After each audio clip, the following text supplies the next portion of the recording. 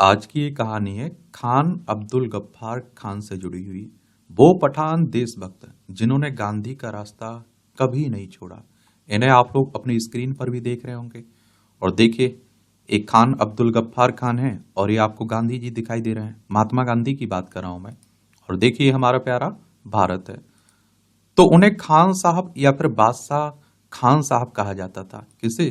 खान अब्दुल गफ्फार खान को। और बहुत से लोग उन्हें फ्रंटियर गांधी या फिर सीमांत गांधी भी कहते थे।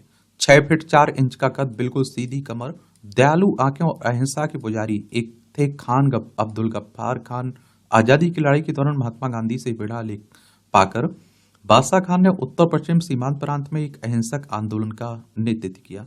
आमतौर पर पठानों को अहिंसा से जोड़कर नहीं देखा जाता है, लेकिन बादशाह खान के खुदाई खिदमतगारों ने अहिंसा का रास्ता चुना। 1930 के दशक में उन्होंने सेवाग्राम में गांधी के साथ खासा वक्त बिताया। वो रविन्द्रनाथ टैगोर से मिलने शांति निकेतन भी गए। 27 साल जेल में बिताए इन्होंने। मशहूर राजनीतिक नटवर सिंह अपनी किताब walking with lions tales from diplomatic past में लिखते हैं कि कांग्रेस के 5 लोगों ने भारत के विभाजन का विरोध किया: महात्मा गांधी, खान अब्दुल गफ्फार खान, जयप्रकाश नारायण, राम मनोहर लोहिया और मौलाना अबुल कलाम आजाद ने। और एक बात आपको बता दूं, जो कांग्रेस की बात होती है ना, एक संगठन उस समय बना था 1885 में। ये ओ ह्यूमिस के संस्थापक थे और डब्ल्यू सी बनर्जी, विमलेश चंद्र बनर्जी इसकी पहले अध्यक्ष थे। 31 मई से 2 जून के बीच 1947 में कांग्रेस कार्य समिति की बैठक हुई, जिसमें पाकिस्तान को स्वीकार करने का अहम फैसला लिया गया। सीमांत गांधी को लगा कि उनके साथ धोखा किया गया है। न सिर्फ ब्रिटिश सरकार ने उन्हें कई साल जेल में रखा, बल्कि आजादी के बाद पाकिस्तान की सरकार में भी उन्हें जेल में रखने से पीछे नहीं रही। नेल्सन मंडेला की तरह बादशाह खान ने भी अपनी जिंदगी के 27 साल जेल में बिताए। दिसंबर 1921 में बादशाह खान को पेशावर जेल में रखा गया। अपने लंबे कद की वजह से उन्हें कई परेशानियों का सामना भी करना पड़ा। बादशाह खान अपनी आत्मकथा माई लाइफ एंड स्ट्रगल में लिखते हैं कि जब मैंने जेल के कपड़े पहने तो पायजामा मेरी पिंडली तक ही आया, कमीज मेरी नाभि तक ही भी नहीं पहुंच पाई। और जब मैं नमाज पढ़ने बैठता था तो तंग होने की वजह से मेरा पजामा अक्सर फट जाता था। और मेरी कोठरी उत्तर की तरफ थी, इसलिए उसमें सूरज की रोशनी कभी पहुंचती ही नहीं थी। रात में हर 3 घंटे पर संतरी बदलते थे। जब भी ऐसा होता था बहुत शोर मचता था। एक और आपको बात बता दूं, इतनी आसानी से ये आजादी नहीं मिली। इसके लिए बहुत लोगों को प्रताड़ित होना पड़ा, अपनी जान देनी पड़ी, जान तक। आप सोचिए, उन्हें फांसी पर लटका दिया गया और जेल में कई सालों तक डाला रखा गया। किस्सा ख्वानी बाजार की गोलीबारी। ये 1930 में जब गांधी ने नमक सत्याग्रह किया तो बड़ा असर सीमांत प्रांत में भी दिखाई दिया। 23 अप्रैल 1930 को ब्रिटिश सरकार ने खान अब्दुल गफ्फार खान और उनके कुछ साथियों को पेशावर जाते हुए गिरफ्तार कर लिया। एक खबर सुनते ही हजारों लोगों ने 4 सद्दा जेल को घेर लिया। और जहां आप देखिए गफ्फार खान को रखा गया था, पूरा पेशावर शहर सड़कों पर आ गया। राजमोहन गांधी बादशाह खान की जीवनी। गफ्फार खान नॉन वायलेंट बादशाह ऑफ द पर पख्तून्स में लिखते हैं कि उस दिन पेशावर की किस्सा ख्वानी बाजार और सीमांत प्रांत में अंग्रेज पुलिस की गोलीबारी से तकरीबन 250 पठान मारे गए। इसके बावजूद आमतौर से गर्म खून वाले पठानों ने कोई जवाबी हिंसक कार्रवाई नहीं की। यहां तक कि सेना की गढ़वाल राइफल्स के जवानों ने पठानों की निहत्ती भीड़ पर गोली चलाने से इंकार कर दिया। आजादी के 10 महीने के अंदर पाकिस्तानी जेल में क्या, तो 23 फरवरी 1948 को बादशाह खान ने पाकिस्तान संविधान सभा के सत्र में भाग लिया। नए देश और उसके झंडे के प्रति अपनी निष्ठा की शपथ ली। पाकिस्तान के संस्थापक और संविधान सभा के प्रमुख मोहम्मद अली जिन्ना ने उन्हें चाय पर बुलाया। इस मौके पर उन्होंने गफ्फार खान को गले लगाते हुए कहा, आज मैं महसूस कर रहा हूं कि मेरा पाकिस्तान बनाने का सपना पूरा हुआ। 5 मार्च 1948 को अब्दुल गफ्फार खान ने पहली बार पाकिस्तान की संसद में भाषण दिया। उन्होंने स्वीकार किया, मैंने भारतीय उपमहाद्वीप के विभाजन का विरोध किया था। उन्होंने विभाजन के दौरान हुए नरसंहार की तरफ सांसदों का ध्यान खींचा, लेकिन ये भी कहा कि अब तक विभाजन हो ही चुका है, अब लड़ाई की गुंजाइश ही नहीं बनती है। बादशाह खान और पाकिस्तान की सरकार की भी सुलह बहुत दिनों तक नहीं रह सकी। ब्रिटिश सरकार के जाने के 10 महीने के अंदर ही बादशाह खान को देशद्रोह के आरोप में पश्चिम पाकिस्तान की मोंटगोमरी जेल में 3 साल के लिए भेज दिया गया। अप्रैल 1961 में पाकिस्तान के सैनिक शासक यऊब खान ने उन्हें फिर गिरफ्तार कर सिंध की जेल भेज दिया।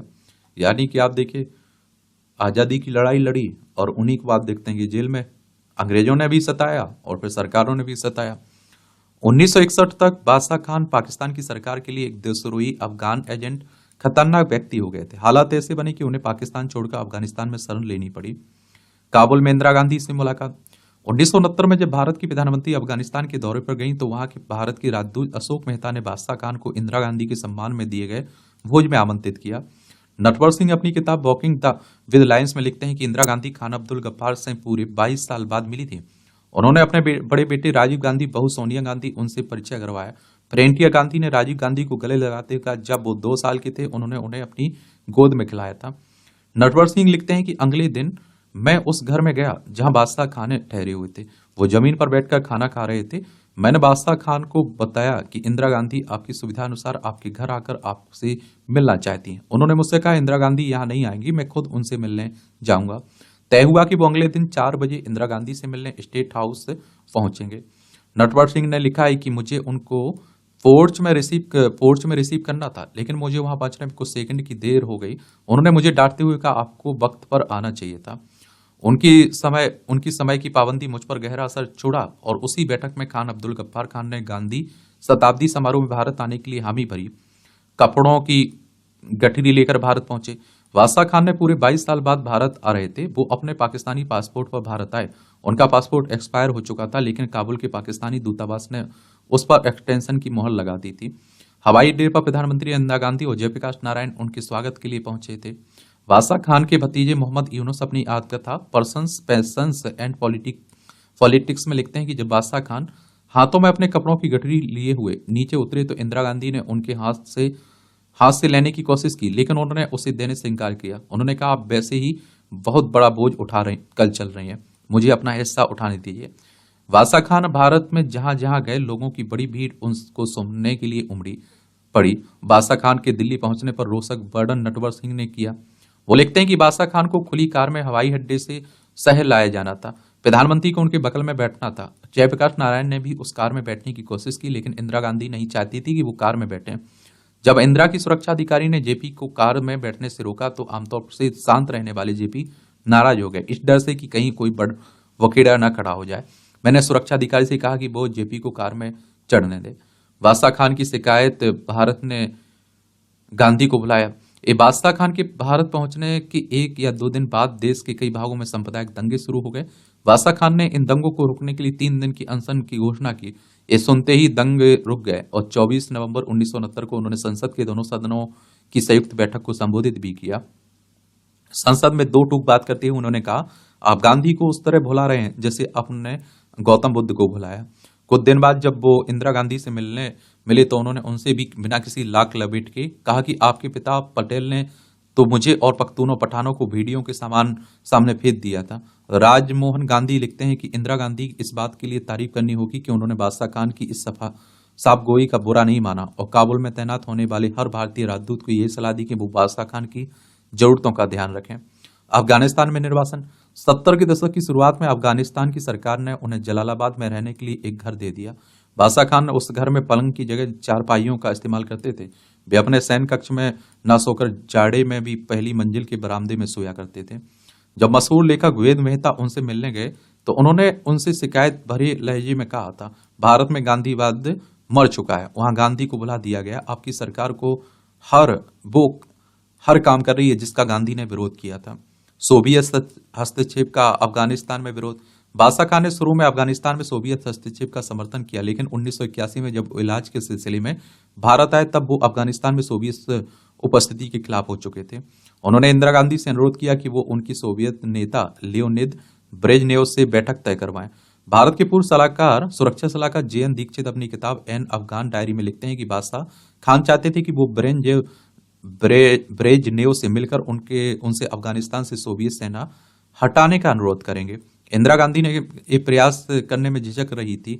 उनका मानना था कि सोवियत उनकी तरफ से आए इस अनुरोध को पसंद नहीं करेंगे और दूसरे उनको ये भी मानना था कि थोड़े समय के लिए अफगानिस्तान में सोवियत उपस्थिति भारत के हितों के खिलाफ नहीं है।